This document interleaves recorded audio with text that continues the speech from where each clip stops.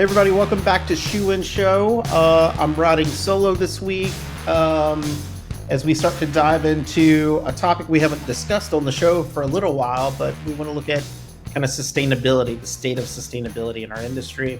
And what kind of is really driving that today is where companies are looking at regulations.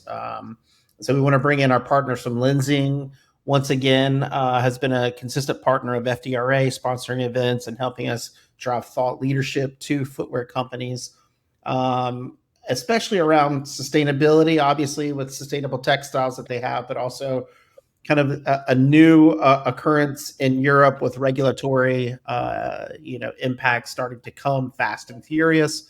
So I want to invite on the show today, and I'm really glad that she's on with us, is Dr. Danijela, if I get the name right, Cafuta Korn. So hopefully I was close. But Danijela is she's sustainability manager at Lenzing. She has her PhD, so she's obviously way smarter than I am. So that's why she's here today. But as we get into this, Danijela, for the listeners who aren't as deep in the weeds of policymaking, but probably should be, what are you tracking and watching people be really aware of what's happening in Brussels, the European Union right now around kind of sustainability regulatory or legislation? Right now, I believe what I'm, let's say, observing. Yeah. First, thank you for pronouncing my name in a very American way. It sounds much better than in original Slovenian. Yeah. So thank you for that. I would just like to say, yes, it's a lot of things are happening right now in Europe. A lot of good things, and a lot of good intentions from European Commission to regulate the, let's say, textile sector, and also footwear falls very often in this sector. And yes, we are hoping that things will be phrased in the right way. Yeah, because sometimes things sound very promising. Mm-hmm. And then it's how you phrase the details. The details really matter when you define, for example, durability or requirements, or when you define, I don't know, recyclability and those kind of things. Yeah. And what I see right now as a big topic for everyone is eco-design for sustainable products regulation. And the thing that this is like a very, very important regulation is, you see, there will be some requirements that it's the first time actually the textile, but also footwear sector, is facing regulation that touches the design topic. What kind of materials you are going to choose, etc. Yeah, because the way you define certain aspects, like what European Commission tries to, what the European Union in general is then trying to tackle is, let's say, fast fashion to some extent, that reducing waste, making products that are placed on the European market more sustainable. Yeah? And when I say products placed on the European market, it's also relevant for American market, because you have a lot of international companies selling to Europe. So they'll probably, I don't know what their strategies are, but very often they place same products in America as they place in Europe. So this means that it's still, even if we talk now about the European market in particular, it's very, very important to know that this is also relevant for American companies. Yeah. And probably consumers who will then consume those products as well. Yeah. The way I understood, like, kind of the eco design, kind of the way that the policymakers are looking at it is they're trying to create kind of a baseline of saying, like, under this level, right, we don't want shoes that only last 4 days, right? So exactly. We don't want shoes that last 10 days. We want shoes to actually last months and years, right? So they're trying to figure out, like, what that looks like in terms of making sure that companies aren't importing in product that are just kind of waste right from the start, and trying to get above that. So I think a lot of companies who hear like eco design may get a little afraid of that, but it also, like, kind of helps the market in some ways too. If you're a company doing the right things for the right reasons and importing good product to the market, it can actually I think, help in the long run the industry because it will kick out some of the bad actors. Yeah, if you believe so. If you believe so. We'll see. I'm really curious how this will be phrased in the details, because we are now at the level when for different sectors now we are going into granularity. And always when you go in granularity, it depends what kind of method you choose. For example, when you talk about durability, which is a big topic of concern for all the natural materials, is because just its inherent properties, that mechanical robustness, robustness to mechanical stress, is lower for natural materials in comparison with synthetics. But on the other side, people love to wear natural materials because of the comfort. But comfort doesn't play a role, yeah. And when you look, okay, but maybe people would accept one or another hole, or if Right. things are comfortable, because especially for garments, we know that for example people just like to wear comfortable clothes, and if there is a small hole, maybe they will still work with it in the garden, or sleep in this shirt or whatever. Yeah, and maybe for shoes this is a little bit less relevant. This could be a problem. Yeah, Right. but as I said, it's always the way you define. And then when you're pushing synthetics, you have on the other side some issues. Yeah, and so I'm really curious how these requirements will be prepared in detail, because there is so little scientific evidence, really good scientific evidence. First of all, that when we talk about durability, the durability really, higher durability, let's say physical durability, will Right. really and lead to less waste. Yeah, and that people don't dispose that because the consumer behavior is a little bit different. And just this year, I read a scientific study prepared by, I believe, from Norwegian scientists that actually who made like scientific review on durability, and said actually not only in textiles but also in other products, durability is not really something that will reduce the environmental impact as many hope.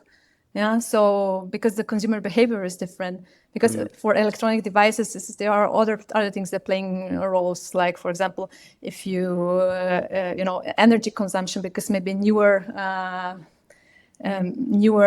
products will be less energy consuming, and those kind of things.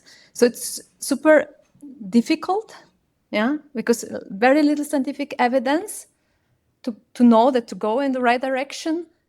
Almost none, yeah, on the durability topic, and for shoes and for textiles in general, and this is what makes me a little bit concerned in this stage, if this will be phrased correctly, or if this will even encourage, use of fast fashion, because we'll go just for robust materials, and these are primarily synthetics.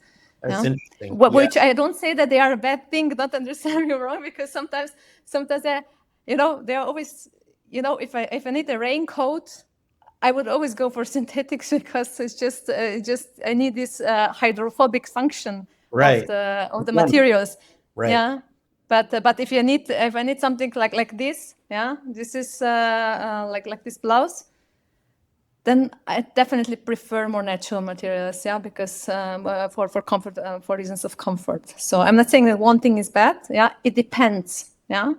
Right. I think it's interesting because you're right. We're just in the infancy of collecting data and understanding all these different, and especially with footwear, when we have an average of 60 different materials going into a product to make sure it Exactly. functions.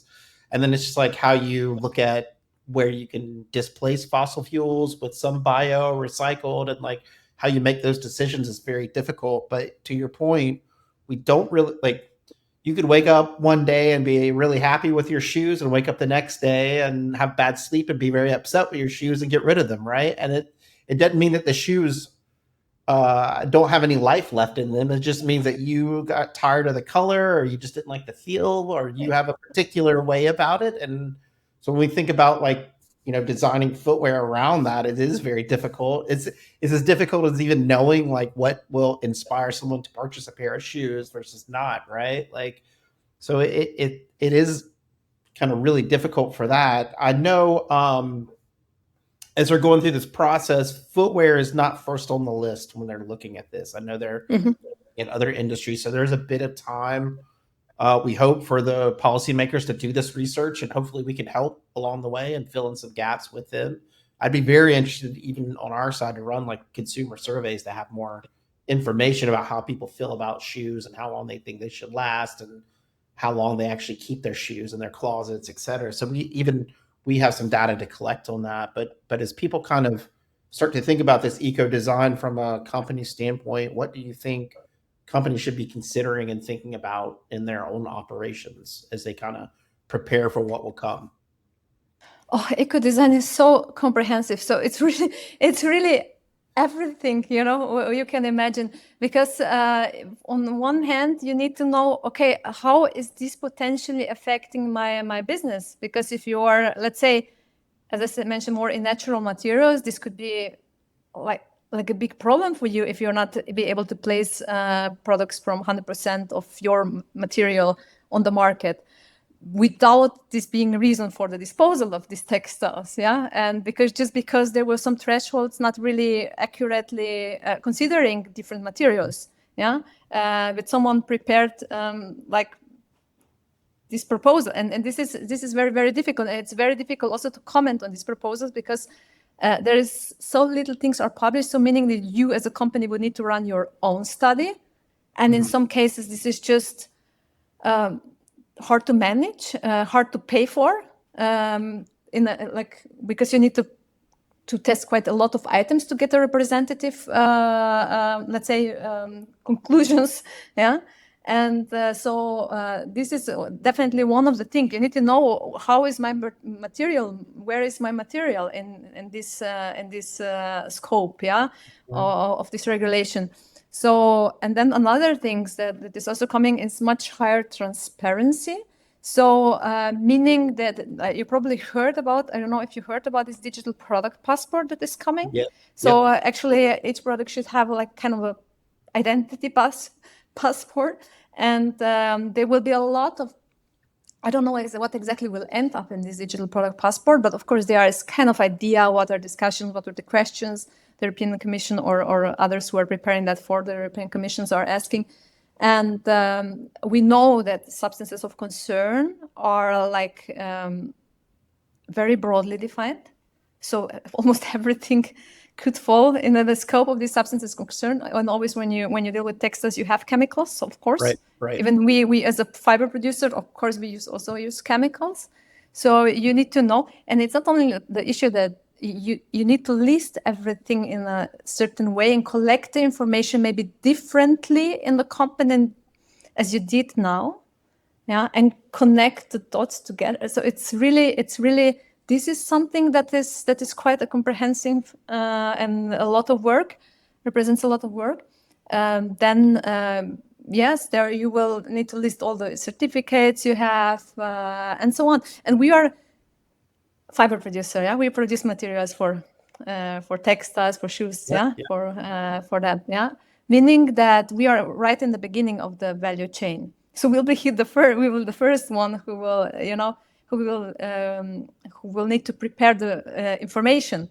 Right. Once this is adopted, when it's known what exactly is needed, then of course we will be approached by everyone. So I'm really expecting tsunami of requests, and you need to digitalize properly. So this is otherwise it could be very, very difficult to handle these requests. Yeah, so it's almost like we know like chemical compliance. We know that traceability helps with business operations. We know that sustainability and sustainable choices helps with kind of marketplace advantages in some ways to market it that way. But what you're talking about is like a holistic look, right? It's like the chemical, it's how sustainable it actually is. It's where it's coming from. And you've got to have all that. So there's a lot of stuff that. How can it be recycled?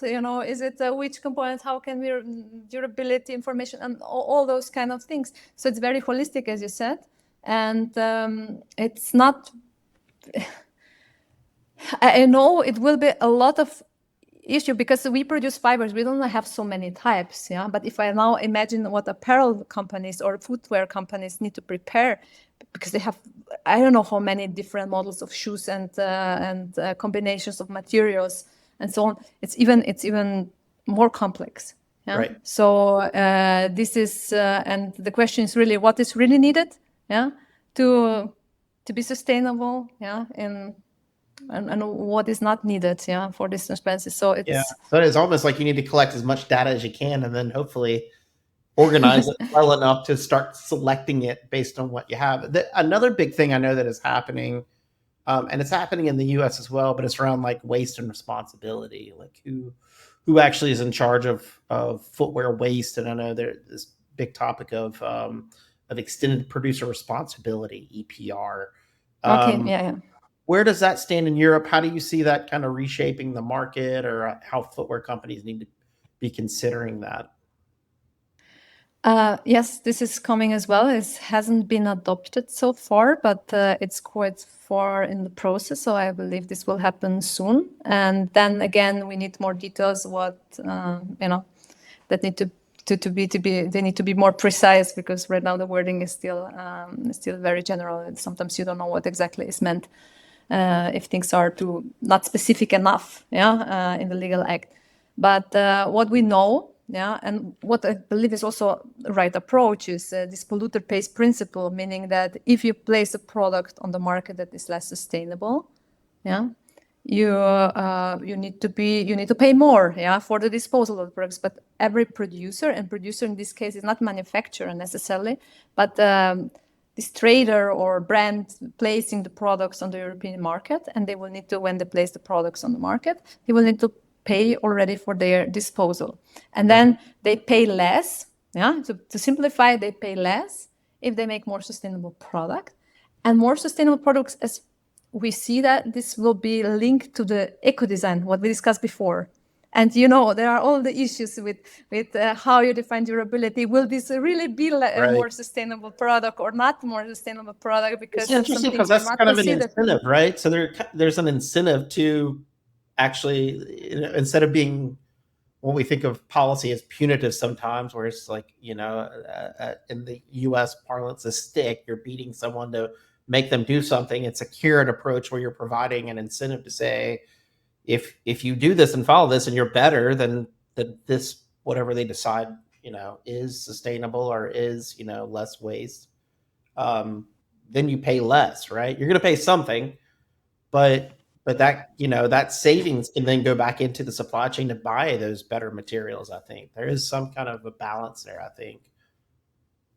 And then again, it's, you need also to think there is a big, when you compare now, when you look at the materials that you can buy, yeah, for example, we have virgin polyester fiber, which is not something that they want to, that is desired. They want more to go in the recycled version of polyester. But let's say if you look at the fossil-based, just casual polyester fiber, fossil-based polyester fiber, and then conventional cotton, yeah, not even the best version of cotton, yeah. Right. There is like, I know 1 year ago, if you look at the average price, it's very difficult to calculate the average price, but I looked a little bit about what is available literature for that. There's like $1 difference, yeah, per kg, yeah. So meaning that if you want to switch from that to, let's say, even conventional cotton, not even to good version of cotton, there must be fee must be, let's say, big enough, yeah, expensive enough. In order to encourage this switch. But so far, what we observe in Europe, because some countries already have these schemes, yeah, they already have these schemes in place, but the incentives are just not, it's, if you don't pay that much and say, okay, it's still worth paying that, but not doing anything for the design because it's still cheaper and than switching to more sustainable products, because we know all recycled fibers cost more, they come at higher cost. It's when you need, especially when it comes to textile recycling, because you need to remove for all the chemicals that are dyes, finishes, etc. Yeah, so depending on what kind of recycling you do, of course, mechanical recycling, sometimes they let's say sort colors, but on the other side, don't know what kind of chemicals. It's not that they don't purify the materials like they do in chemical recycling.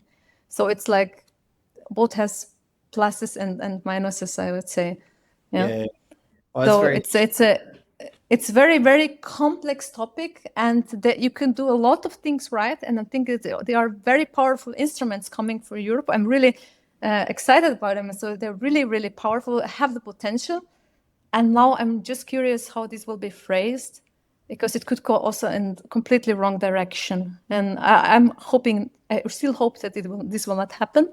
But scientific evidence is still very, very weak to define things like durability or even environmental footprint. There are still some, when you look at the life cycle assessments, some methods are more robust than the others. Yeah, so it's really a challenge, but I hope that they will manage to do at least at least to regulate that makes sense and has a scientific background and enough evidence. Yeah. From you guys have been a sustainable leader. You've been working on innovation. When you talk to your partners, that's got to be a good comfort level that you guys understand this stuff and you're providing materials that will hopefully meet some of these requirements to help them along the way. But also I think the challenges, like in this environment where the economy is a little bit rougher than it used to be and the tariffs are so big. So, what is the conversations like with your partners around this? And then do you think companies are doing enough at this point, or is there which companies maybe I think just in general, footwear companies, textile companies that are producing apparel and footwear, are they in tune with this? Do they need a wake up call on some of these things to start to align and move? Where are we at, do you think? Look, the big companies, they have quite big public affairs teams and very, very skilled people also, I need to say. The very good communicators who follow what's happening, and they are already preparing for implementation. Where I see a larger issue is for medium or smaller companies, they just don't have the resources. Yeah, even let's say we are 2.6 billion euro, not dollar, company. And I would say and even we don't have a huge public affairs department, and because it's just cannot afford in this case. Right. Yeah, or let's say you could dedicate more, but you need to have a balance with all the other functions that are still needed for the production side. So of course it's always the matter of prioritization. But now in comparison to, let's say, big retailers and apparel and footwear brands, of course we don't have so many people. Yeah. As a manufacturer, that's clear, and we do prepare. But I believe that smaller companies, and especially also European companies and medium-sized companies, they might face challenges. Yeah, a lot. And the bigger ones, of course, they will also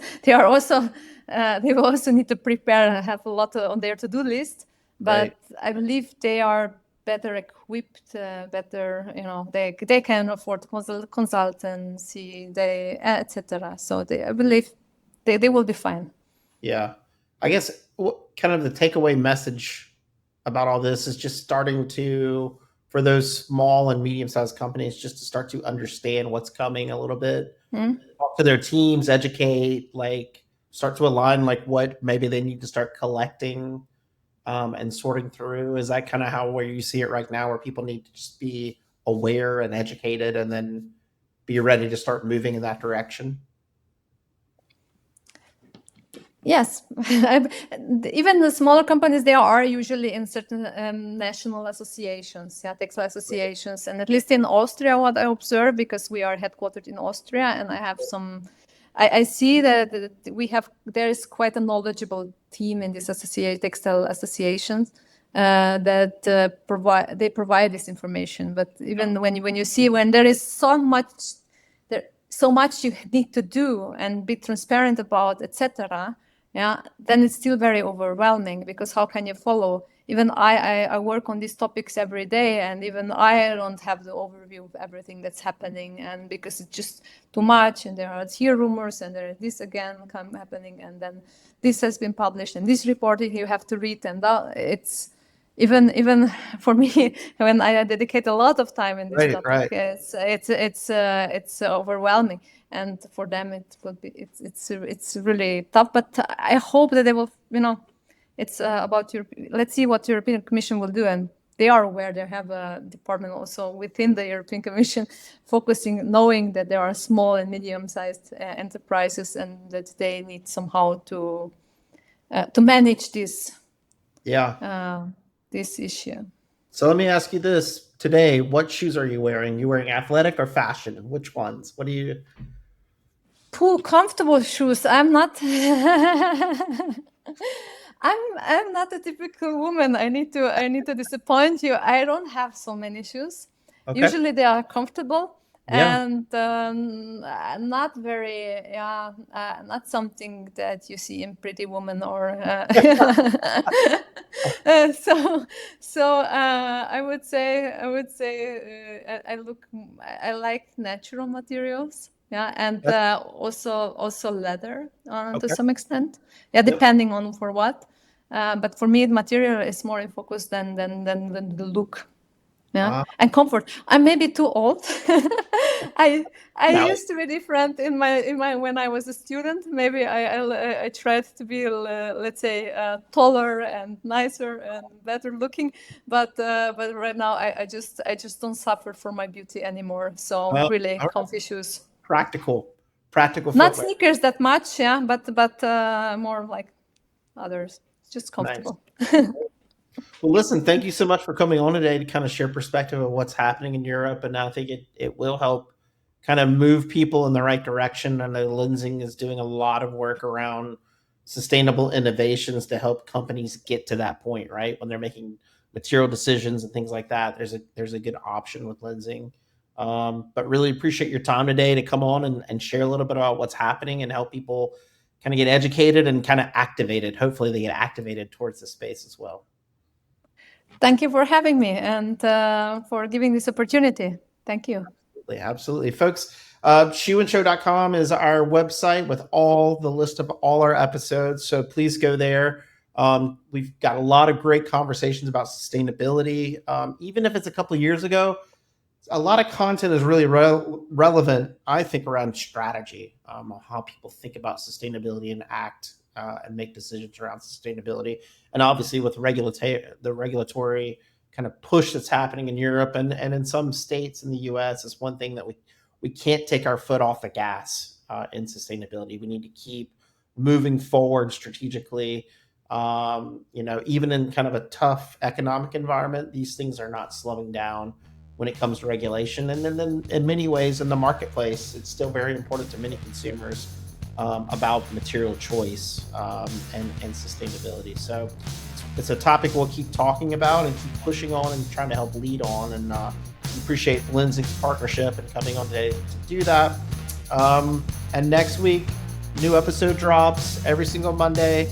Thank you guys for listening. And until next time, Shoe In is out. Shoe In has been brought to you by the FDRA, the Footwear Industries Association focused on retail, trade, politics, and fashion, helping create and enhance conversations on all things footwear. For information about FDRA, visit fdra.org.